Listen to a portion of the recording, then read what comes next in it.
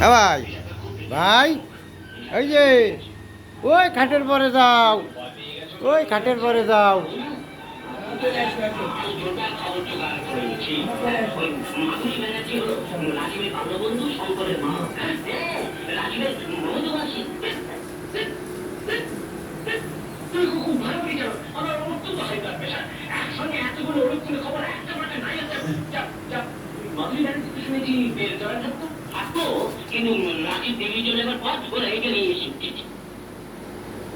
আমরা কি করবো?